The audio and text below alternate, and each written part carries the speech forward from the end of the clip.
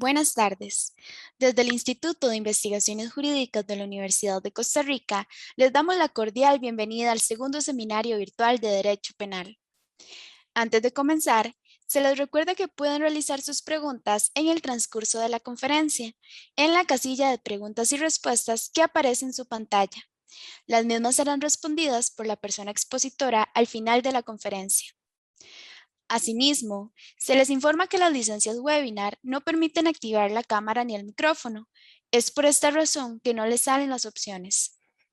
Sin más, le doy la cordial bienvenida al Dr. Gustavo Chang Mora, profesor catedrático de Derecho Penal, director del Instituto de Investigaciones Jurídicas de la Universidad de Costa Rica y ex juez de apelación de sentencia penal, quien nos presenta el tema la autoría mediata por dominio de estructuras organizadas de poder. ¿Debe aplicarse a los delitos funcionales más comunes y a la criminalidad organizada? Adelante, don Gustavo. Muchas gracias y primero que todo, muy buenas tardes a todas las personas que nos acompañan. Gracias por haber permanecido con su atención, presencia y sus preguntas, presencia virtual y sus preguntas durante todas estas jornadas de Derecho Penal, todo este seminario de Derecho Penal. He escogido un tema que se discute en doctrina penal y que tiene, pues a partir de ciertos cambios en las formas de criminalidad, pues una nueva relevancia, sobre todo respecto de las formas de criminalidad organizada que aparecen más recientemente, respecto de algunas formas de delitos económicos e incluso respecto de algunos delitos funcionales realizados en el contexto de organizaciones estatales atravesadas por fenómenos de corrupción. Me refiero a la denominada autoría mediata por dominio de estructuras organizadas de poder. La pregunta fundamental que guía mi disertación del día de hoy entonces es si esta figura dogmático-penal aceptada por ejemplo, por el Tribunal Federal Alemán, puede o no puede ser aplicada en nuestro país para el análisis y juzgamiento de estas formas de criminalidad a las que he hecho mención. Antes de ello, conviene recordar algunas nociones básicas. Como bien sabemos, los tipos penales están redactados usualmente en singular, es decir, como si solamente una persona ejecutara o pudiera ejecutar el verbo típico. En realidad, en la ejecución de los tipos penales pueden participar, intervenir una o varias personas, ya sea como autoras o como partícipes.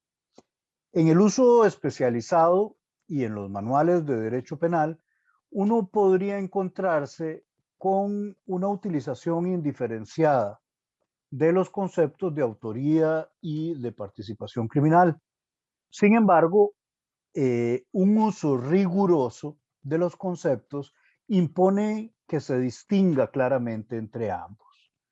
Con esto se entienden como formas de la autoría directa, la autoría mediata y la coautoría, y se entienden bajo un concepto estricto de participación únicamente la instigación y la complicidad.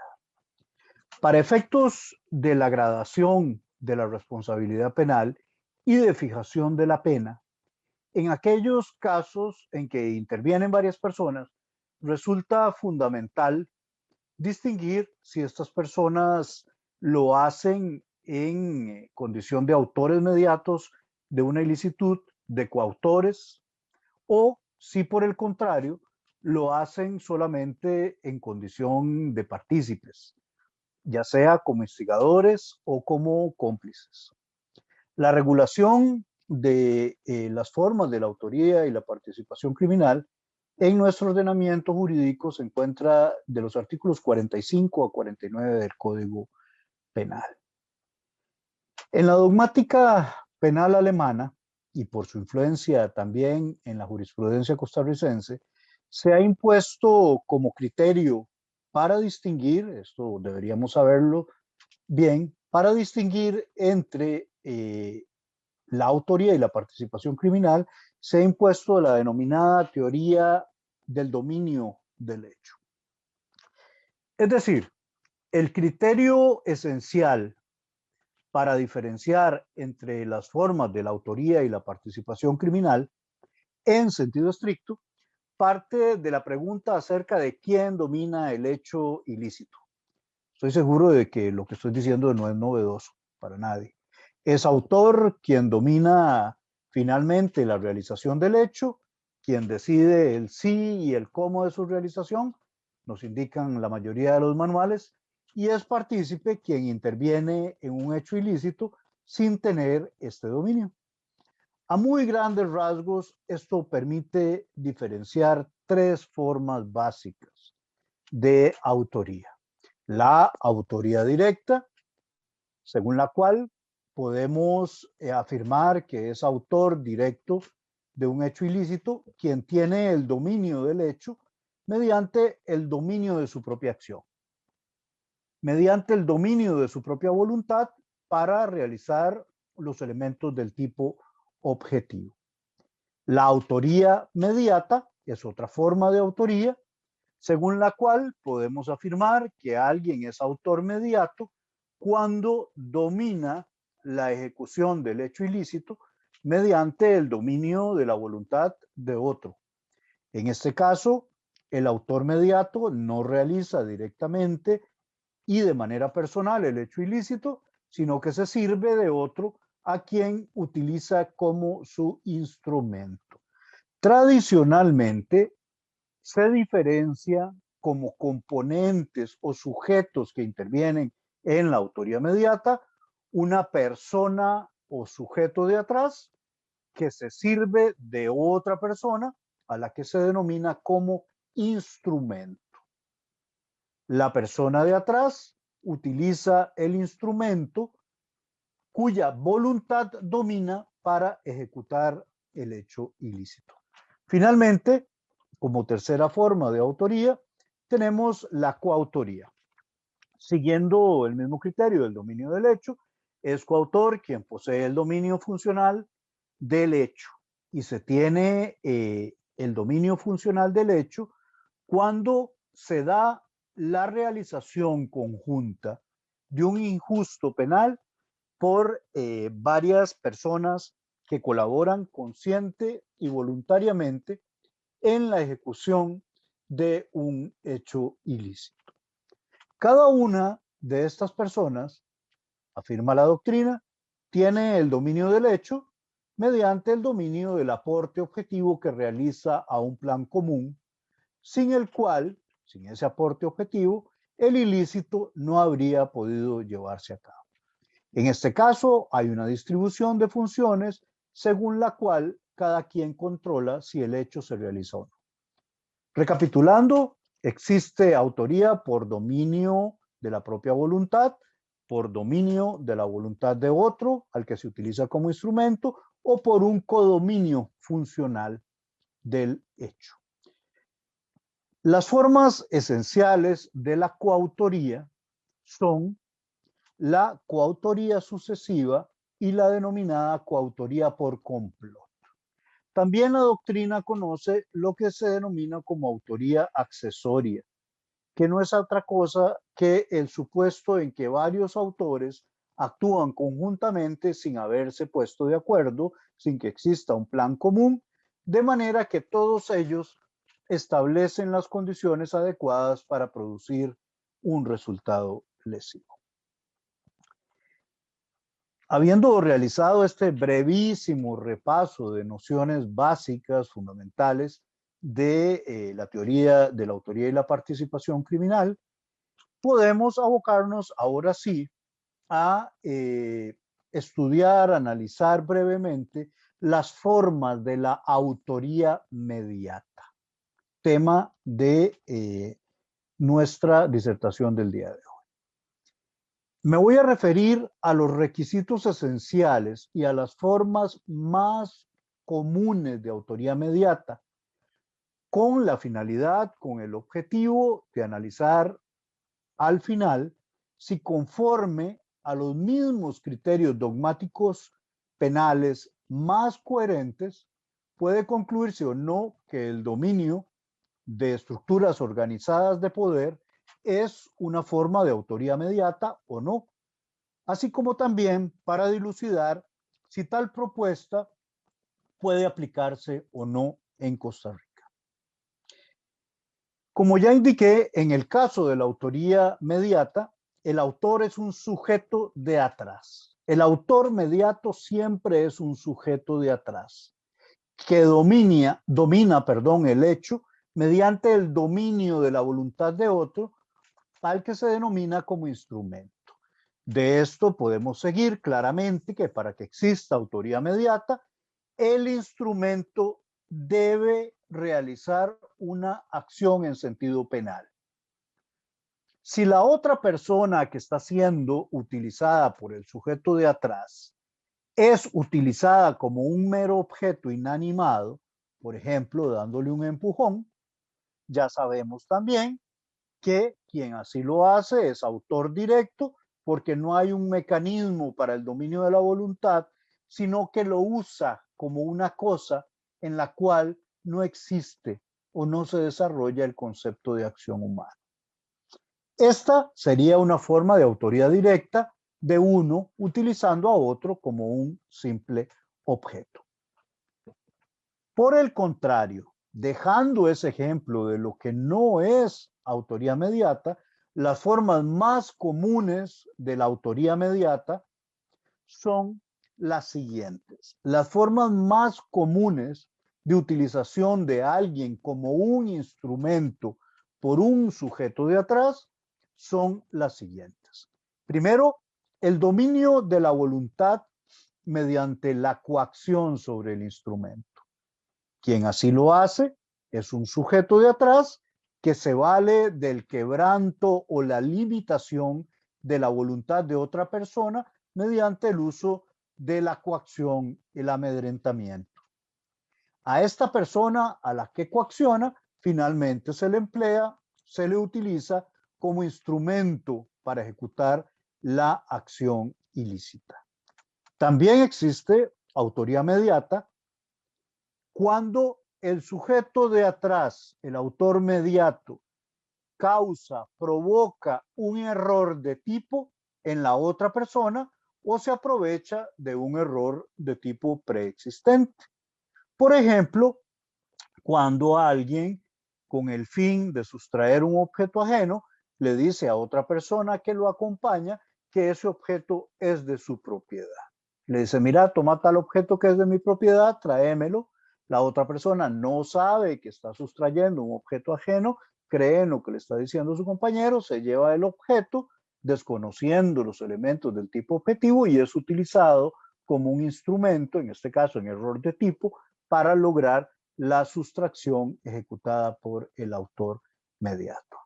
Se trata de casos en que el sujeto de atrás coloca en un error de tipo a alguien y con eso lo utiliza como instrumento. O bien se prevalece de un error de tipo preexistente para lograr un objetivo ilícito. También existe autoría mediata cuando el sujeto de atrás causa un error de prohibición en la otra persona o se aprovecha de un error de prohibición. El ejemplo más claro que podemos tener en esta dirección es cuando alguien le sugiere a otra persona, por ejemplo, le hace creer que se están dando los elementos objetivos de una defensa necesaria, de una defensa, legítima defensa, como se le conoce, le hace creer, por ejemplo, que alguien viene a atacarlo, a sabiendas de que ese ataque no se está dando, ¿verdad? Y la persona a la que se le hace creer esto reacciona defendiéndose, causándole lesiones a quien falsamente cree que lo está atacando. Es decir, Se hace creer la existencia de elementos como la agresión inminente, que es un elemento objetivo de la legítima defensa, para que la persona cause lesiones a otros, utilizando así a esta persona en error de prohibición como instrumento para lograr los objetivos que tenía el autor mediato de causar esos resultados lesivos. También es una forma de autoría mediata el caso de la utilización del inimputable, es decir, las personas que carecen de capacidad de culpabilidad, fundamentalmente porque padecen de una enfermedad o un grave trastorno de la conciencia. Podemos pensar en el ejemplo del autor mediato que se vale del esquizofrénico, es decir, alguien que tiene una desconexión con la realidad, que tiene alucinaciones auditivas o visuales, con el fin de utilizar a esta persona para la realización de un ilícito, por ejemplo, unas lesiones o un homicidio. Utilizando el inimputable, se le utiliza como instrumento para lograr el objetivo que posee el sujeto de atrás. En todos estos supuestos, el elemento común es que hay un sujeto de atrás que domina la voluntad de otro al que utiliza como un instrumento.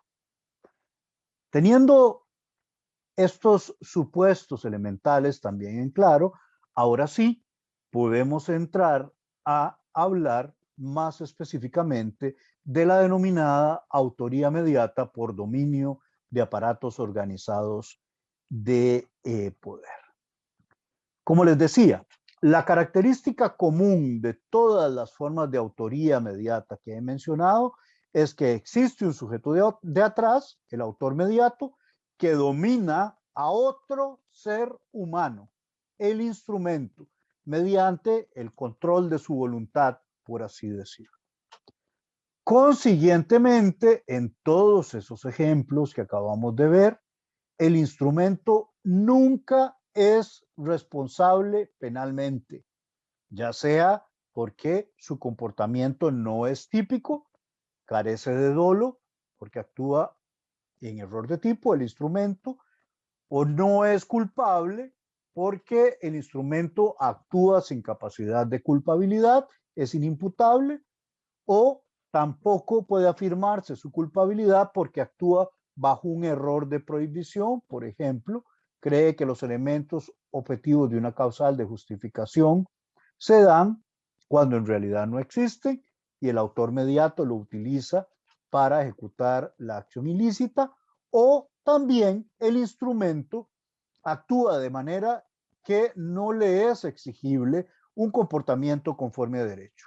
Los casos de coacción o, por ejemplo, los supuestos de exculpación por estado de necesidad exculpante. Repetí esto o repito esto porque detrás de la autoría mediata hay un axioma o principio fundamental del derecho penal que podemos expresar más o menos de la siguiente manera. No hay un autor mediato detrás de un autor plenamente responsable. Esta es la regla fundamental con base en la cual se ha construido el concepto de autoría mediata. El autor mediato siempre utiliza un instrumento y, por lo tanto, no puede aceptarse que utilice a otro autor plenamente responsable. Si esto se aceptara, decaería el concepto mismo de instrumento y con ello la base fundamental del concepto de autoría mediata. Y aquí es donde el tema se pone más interesante. En la dogmática penal y en la práctica del sistema penal, incluso del sistema penal costarricense, recuerdo haberme topado con varias pretensiones del Ministerio Público en esta dirección, se ha intentado, se ha propuesto romper esta regla de la que estamos hablando. mediante una supuesta forma ulterior de autoría mediata, la denominada autoría mediata por dominio de organizaciones o aparatos organizados de poder. Esta forma de autoría ha sido afirmada para supuestos, por ejemplo, en Costa Rica, de criminalidad organizada, de delitos funcionales y también de otras formas de criminalidad compleja o estructurada mediante composiciones de autores más o menos complejas. En el caso de la doctrina, Roxin, el profesor alemán, propuso ya desde el año 1963 lo siguiente. En una organización delictiva, los hombres de atrás que ordenan delitos con mando autónomo pueden ser responsables como autores mediatos, aun cuando los ejecutores inmediatos sean también castigados como autores plenamente responsables. Es decir, desde la década de los 60 del siglo pasado, Klaus Roxin y otros autores de la dogmática penal alemana, seguidos por numerosos autores en Iberoamérica, afirmaron que hay una forma más de autoría, a la que denominan autoría mediata, a pesar de que se rompe el principio fundamental de que no puede haber autoría mediata donde hay un sujeto responsable atrás y un sujeto responsable adelante ejecutando la acción ilícita de manera inmediata. En el desarrollo de esta idea y de esta supuesta nueva forma de autoría mediata, el profesor de Múnich apunta que en este caso, para tratar de salvar algunas objeciones que se le han hecho, que en este caso el instrumento no es un sujeto, sino que, según considera él, el verdadero instrumento es más bien el aparato organizado de poder. Cito textualmente, aparato organizado de poder que está compuesto por una pluralidad de personas que están integradas en estructuras preestablecidas que cooperan en diversas funciones relativas a la organización y cuyo entramado asegura al hombre de atrás el dominio sobre el resultado. Bajo esta propuesta de nueva forma de autoría mediata, se entiende que el hombre de atrás, el sujeto actuante de atrás, tiene, la persona actuante tiene el dominio de la organización, tiene el dominio de una estructura organizativa en el tanto que puede influir en ella, puede lograr con seguridad la producción de un resultado a través de ese aparato de poder o esa estructura de poder que está a su disposición.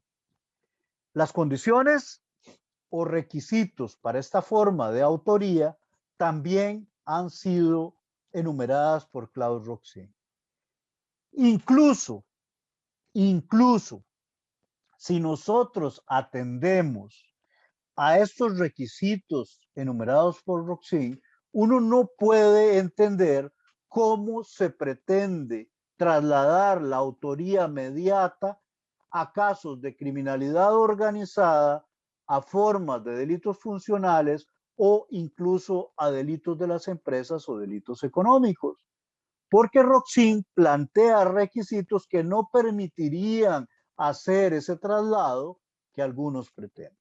Veamos. Los requisitos establecidos por Klaus Roxin en su propuesta dogmático penal, y esto conviene entenderlo muy bien, son los siguientes. Primero, el hombre de atrás debe tener poder de mando. El sujeto de atrás, la persona de atrás debe tener poder de mando. Solo puede ser autor mediato quien tiene la autoridad para dar órdenes y la ejerce en una organización rígidamente dirigida. Segundo requisito, la estructura organizada o el aparato de poder debe haber perdido toda vinculación con el ordenamiento jurídico. El autor, esto también tiene que ser entendido claramente y por ello debe ser subrayado. El autor recurre, me refiero en este caso a Claude Roxin, al autor doctrinal, para ilustrar este requisito de una estructura organizada de poder que ha perdido sus vínculos con el derecho, recurre permanentemente para ejemplificar su propuesta a la estructura e instituciones del Estado Nacional Socialista Alemán, del Estado nazi y también a ejemplos de la Alemania comunista. Mediante esa contextualización clara, lo que él muestra es que su construcción dogmática fue elaborada para resolver acciones ejecutadas desde esos aparatos estatales en un momento histórico y político en que estos aparatos estatales estaban desvinculados del derecho. Y para ello, Roxin recurre a una noción imprecisa de derecho de contenido más justnaturalista, pero que bien podríamos ahora asociar al concepto de derecho vinculado al derecho internacional de los derechos humanos. A ver, esto puede explicarse de mejor manera. Quienes ejecutaron acciones de asesinato en los campos de concentración nazi o los tiradores del muro que disparaban a aquellas personas que intentaban cruzar el muro en la Alemania comunista, lo hacían con base en una legalidad vigente, en un derecho positivo vigente. Pero Roxin apela a una noción de derecho vinculada a un impreciso concepto de justicia. En este caso, podríamos actualizar esa noción y decir que lo que se hace es afirmar que a pesar de que había una legalidad vigente, si nosotros confrontásemos esas estructuras con el derecho actual, con el derecho internacional de los derechos humanos, podríamos concluir que esas estructuras estatales están desvinculadas de ese contexto jurídico de los derechos humanos. Es decir, para aterrizar esta idea, se trata siempre en los ejemplos elaborados por Claude Roxin de estructuras institucionales u organizaciones de poder estatal que son juzgadas mediante un marco jurídico actual y no mediante el marco jurídico positivo vigente en aquel momento. Enfatiza entonces que esta desvinculación del derecho del aparato organizado de poder es una condición necesaria, objetiva, para el dominio del hecho por parte del sujeto de atrás, sin la cual, sin esta desvinculación, no habrían podido darse las órdenes que este sujeto de atrás emite. En una frase que aclara esta idea, el autor alemán sostiene lo siguiente: el sistema, o sea, el sistema parcial de un Estado, una estructura institucional, tiene por tanto que trabajar delictivamente como un todo. Un tercer requisito planteado por Roxin es que el ejecutor directo debe ser fungible, sustituible plenamente. La ejecución de las órdenes del sujeto de atrás está asegurada porque muchos ejecutores potenciales que conforman la estructura organizativa del aparato de la institución están a la disposición de ese sujeto de atrás. Si un sujeto se niega, por ejemplo, otro sujeto podrá ser empleado para realizar la conducta ilícita. El hecho ilícito siempre podrá realizarse utilizando a otra persona a la cual darle una orden. Y el cuarto requisito planteado por Roxin es que el ejecutor directo tiene una disponibilidad elevada para realizar el hecho ilícito. Es decir, los ejecutores tienen una disposición incondicional a realizar los actos delictivos dentro de la organización, los actos delictivos que les sean ordenados por sus superiores. Su disposición a realizar esos actos delictivos está condicionada por la pertenencia a esa organización en la que saben que cometen hechos ilícitos y a la cual estos sujetos que reciben las órdenes van a ir adaptando todas sus pretensiones de actuación. En este punto ya podemos plantearnos la pregunta más importante del día de hoy, que no es otra que la siguiente. Bueno, bajo esta supuesta nueva forma de autoría mediata, ¿podemos juzgar formas de criminalidad como las que apuntábamos?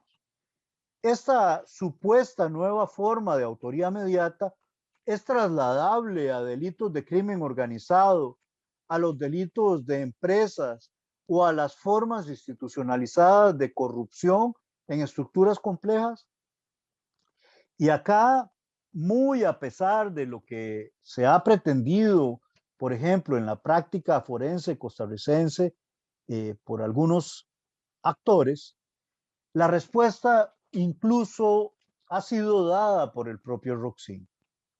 Sin margen de duda alguno, ha indicado el autor de Múnich que él creó esta figura dogmática para los crímenes de Estado, en que todo el aparato estatal está dirigido hacia la ejecución de ilícitos penales contra su población o contra un sector de esa población. Rechaza, por lo tanto, su uso en los delitos que involucran a grandes empresas, por ejemplo, cuando los superiores inducen a los empleados de su negocio a cometer delitos, porque la actividad empresarial, indica el autor, es consustancial al modelo económico vigente, es decir, las empresas no trabajan por regla general con esa desvinculación del derecho al que referimos. Y a esto tendremos que agregar que esto no genera formas de impunidad, porque como veremos, el excluir esto como una forma de autoría mediata no significa que no puedan ejecutarse esos delitos bajo los supuestos de otras formas de autoría que deben ser analizadas en cada caso concreto. Además, Roxin rechaza el traslado automático de esta forma de autoría mediata. Tengo mis dudas de que sea una forma de autoría mediata porque por definición no habría un instrumento. Roxin lo rechaza porque quienes están dispuestos a ejecutar la acción ilícita no son intercambiables en el sentido aludido y porque tampoco se puede hablar de una elevada disposición hacia la ilicitud de los miembros de las empresas. Desde mi particular perspectiva, existen sobradas razones para rechazar esta forma de autoría en delitos funcionales, en delitos de criminalidad organizada e incluso en delitos económicos de naturaleza empresarial. La primera de ellas, obviamente, debe obedecer a una necesaria interpretación histórica de la propuesta, que ya adelanté. El mismo Roxin indica que lo motivó el caso de los campos de concentración nazis y de los tiradores del muro. ¿Cómo juzgar al jefe del campo de concentración que no puso nunca una mano sobre los prisioneros, las prisioneras, que no puso nunca una mano para accionar el gas con el que iban a ser envenenados? ¿Cómo juzgarlo? ¿Cómo juzgarlos si siempre estuvieron en posiciones atrás en las que no ejecutaron directamente las acciones? ¿Cómo juzgar a quienes ordenaron a los tiradores del muro en una estructura complejísima estatal en la Alemania comunista?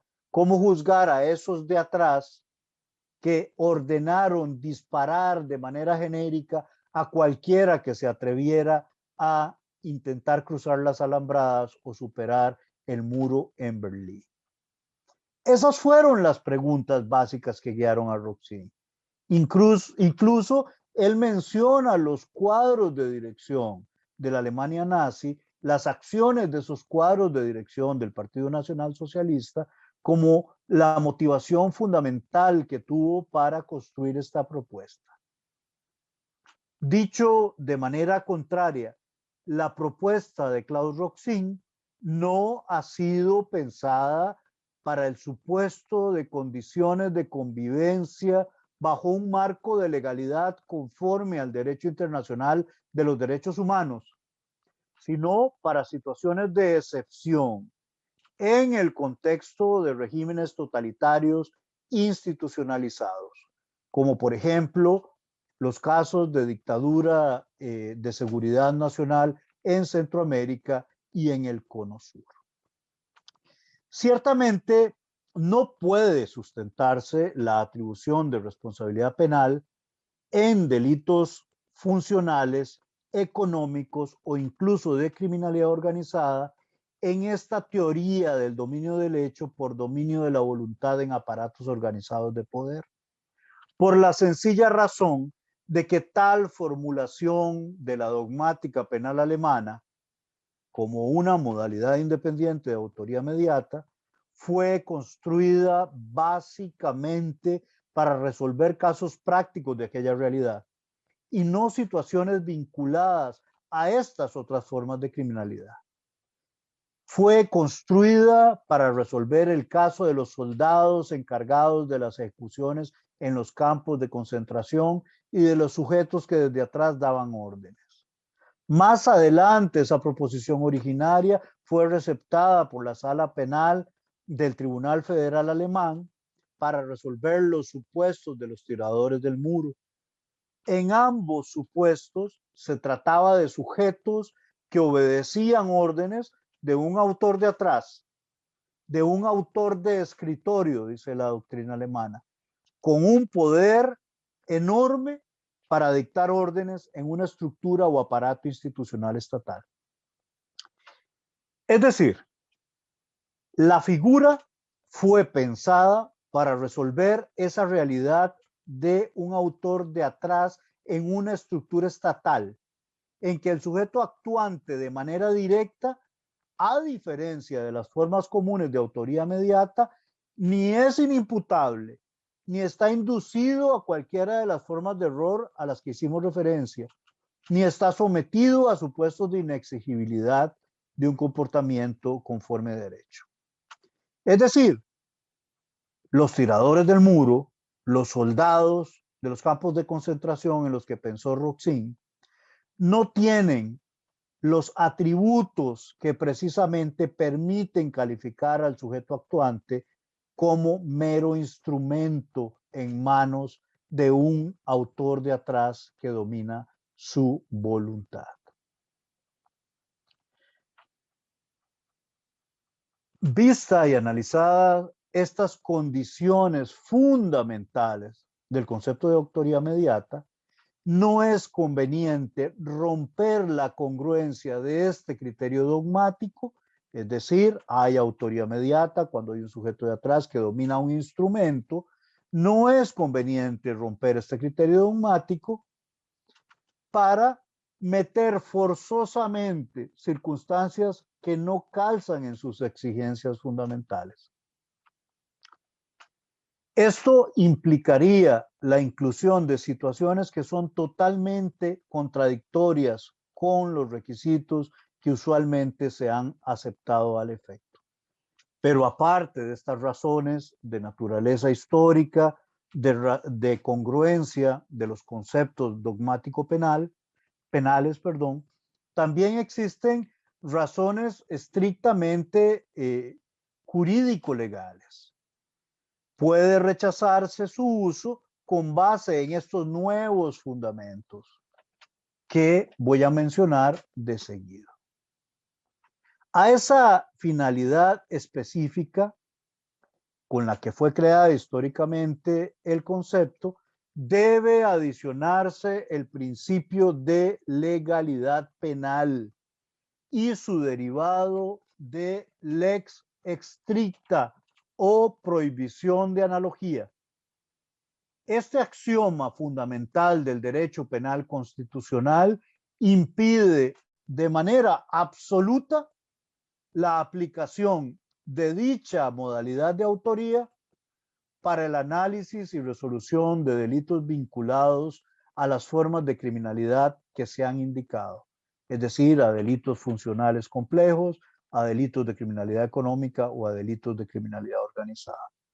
Por una razón fundamental, esta forma de supuesta autoría mediata no está contemplada en la legislación costarricense. Vamos a decirlo de una manera aún más clara. La propuesta dogmática de Roxin ni siquiera se requiere para la adecuada valoración y análisis sustantivo de los supuestos de criminalidad funcional, económica o organizada a los que he hecho mención. Porque para el análisis de estas nuevas formas de criminalidad tiene suficiente capacidad de rendimiento el concepto de dominio funcional del hecho, propio de la coautoría, tal como ha sido receptado en la jurisprudencia y doctrina nacional más autorizada que informa el artículo 45 del Código Penal, bajo las formas de la coautoría sucesiva y del complot.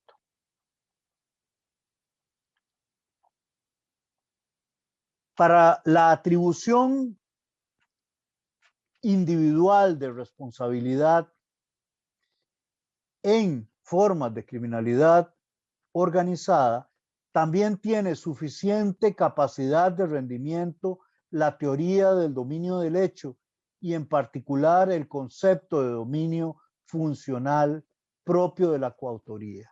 Y de igual manera se puede recurrir a los conceptos tantas veces olvidados como los de complicidad e instigación. Para cerrar mi intervención del día de hoy, debo agregar que en delitos económicos o funcionales de naturaleza compleja, además resulta mucho más razonable y no genera graves roces de constitucionalidad recurrir a la determinación de si quienes dirigen una organización económica, por ejemplo, tienen o no particulares deberes de vigilancia. Es decir, es muchísimo más razonable que meter esta figura extraña propuesta por la dogmática penal para otros presupuestos de hecho, es muchísimo más razonable en la criminalidad económica recurrir a la determinación de garantes, a la fijación de claras posiciones de garante para ciertos miembros, por ejemplo, de grupos empresariales, en el caso particular de la criminalidad económica. Quienes, por ejemplo, dirigen grupos de esta naturaleza pueden o podrían tener una posición de garantes con todas sus exigencias objetivas y subjetivas que debe ser analizada en cada caso concreto frente a la Comisión de Delitos de Naturaleza Económica. Esta opción, en lugar de afirmar autorías mediatas por dominio de organizaciones o estructuras organizadas de poder, es muchísimo más razonable en el marco constitucional vigente y además se encuentra en mayor consonancia con las nuevas formas de responsabilidad penal de las empresas inclusive. Muchísimas gracias. Quedo a sus Muchas órdenes gracias. para Muchas gracias, comentarios. doctor. Acá tenemos una pregunta. Dice, Pablo Mena pregunta, ¿cómo se podría imputar penalmente al hombre de atrás cuando el instrumento actúa, ya sea en error de tipo vencible en delitos con tipo culposo paralelo, en error de prohibición vencible y en estado de imputabilidad disminuida? Pues no hay acuerdo previo y no ejecuta la conducta por sí mismo, pero sí controla relativamente la voluntad del instrumento. ¿Sí? Son los casos de errores vencibles. La solución está dada por los mismos criterios que se utilizan para la delimitación de la evitabilidad o inevitabilidad del error. Es decir, hay que pensar si eso implicaría pensar en atenuaciones, ¿verdad? O en exclusiones de responsabilidad por regulación expresa de ley. Lo que se está planteando es el caso de supuestos en que se utilizan instrumentos en que el error no es absoluto, sino vencible. Esto requiere tanto de soluciones legislativas que no se han construido, ¿verdad? Y de construcciones dogmáticas para definir bajo qué criterios se delimita la existencia o inexistencia del error, bajo qué criterios se delimita la existencia o inexistencia de la inevitabilidad o evitabilidad del error. Gracias. Bueno, por el momento esas serían todas las preguntas, entonces le voy a brindar un espacio para que pueda dar las palabras finales. Para cerrar, las construcciones de la dogmática penal siempre deben ser vistas no como construcciones teóricas que tengan una función en sí mismas, sino fundamentalmente como construcciones conceptuales que nos permitan resolver casos de la vida real en estricta consonancia con el marco del derecho de la Constitución, es decir, con la Constitución Política Costarricense y con el derecho internacional de los derechos humanos. Siempre que nosotros traslademos construcciones dogmáticas formuladas en otros países a nuestro país, tenemos que analizar cuál es el origen sociohistórico de esas formulaciones. Y luego de hacer esas valoraciones, hacer las consideraciones de constitucionalidad acerca de si su aplicación vulneraría o no principios esenciales en nuestro medio. En el caso de la formulación del concepto de autoría mediata por dominio de estructuras organizadas de poder, la respuesta a la pregunta que guía mi intervención de hoy debe ser, desde mi punto de vista, absolutamente negativa por las razones históricas, dogmáticas y jurídico-legales que acabo de indicar recientemente. Muchísimas gracias. Muchas gracias, doctor. Y les agradecemos a todas las personas que asistieron a esta conferencia del segundo seminario virtual de Derecho Penal. Gracias nuevamente al doctor Gustavo Chan por la valiosa exposición y los esperamos el próximo martes 9 de noviembre a las 5 p.m. con la conferencia Teoría de concursos en delitos contra la vida y la integridad a cargo del doctor Eric Gatgens Gómez. Que tengan muy buenas noches. Muy buenas noches, doctor.